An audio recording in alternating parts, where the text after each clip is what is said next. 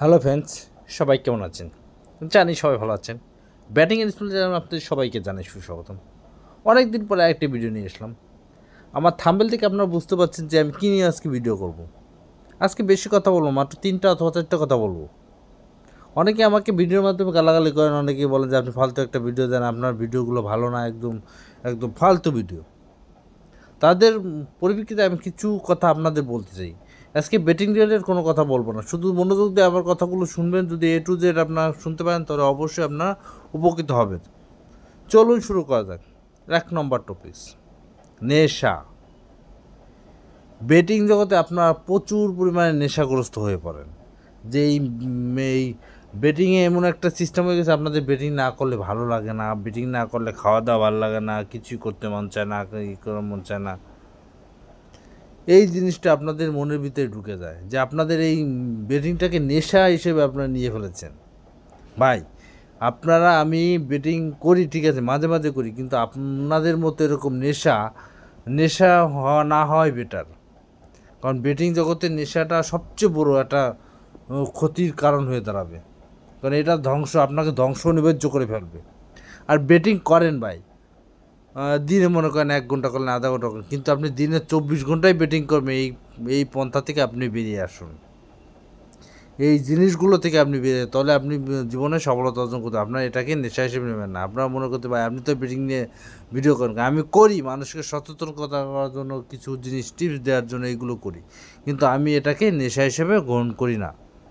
1 নম্বর বুঝলেন, নেশা। নেশা থেকে দূরে থাকবেন, ঠিক আছে। আর 2 নম্বর,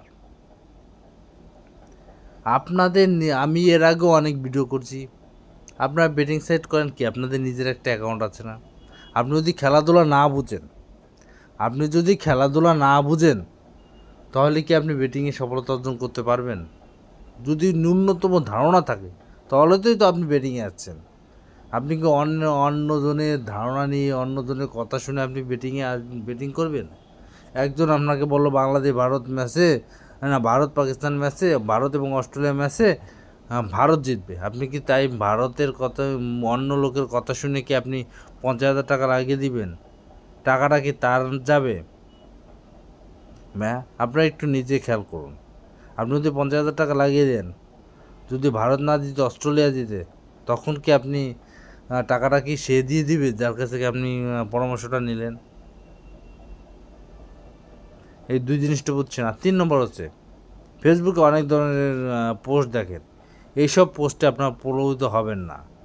যে পোস্টে আমি মাল্টি দিব, এই দেবো, এইসবে কোনো সময় আপনার প্রলোভিত হবেন না, ঠিক আছে।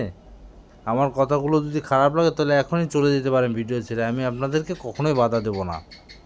3 নম্বর বুঝছেন, কোনো ফেসবুকে বিভিন্ন ধরনের পোস্ট এক একজন, ওরা কিন্তু একই আইডি, 14 জনে আবার কমেন্টস করে। আপনারা দেখবেন যে কমেন্টস করে যে ভাই এই ভাইয়াটা অনেক ভালো, এর মাধ্যমে এর থেকে আমি অনেক টাকা জিতে গেছি, অনেক টাকা। কিন্তু এরা কিন্তু একই আইডি, এরা ফ্যাক আইডি ইউজ করে কমেন্ট করে যাতে আপনারা বিশ্বস্ততা অর্জন করতে পারেন।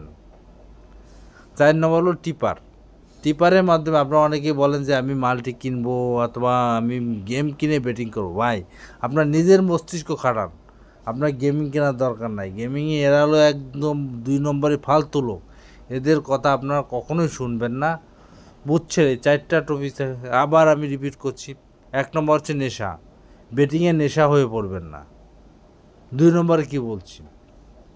2 নম্বরে বলছি আপনারা কখনোই করবেন না। 2 নম্বরে বলছি আপনারা টিপারের মাধ্যমে আপনারা কখনো ব্যাটিং করবেন না, আপনার নিজের মস্তিষ্ক খাটান এবং করবেন।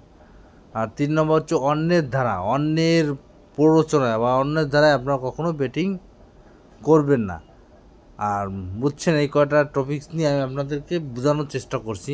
আজকের মতো ভিডিওটা এই পর্যন্ত। সবাই ভালো থাকুন। যদি আমার ভিডিওটা ভালো লাগে তো অবশ্যই একটা লাইক, কমেন্ট করে, যদি বলতে কী ভিডিও চাই সেই ভিডিও কমেন্ট বক্সে কমেন্ট করবেন। আমি অবশ্যই সেই রিলেটেড ভিডিও তৈরি করার জন্য চেষ্টা করবো।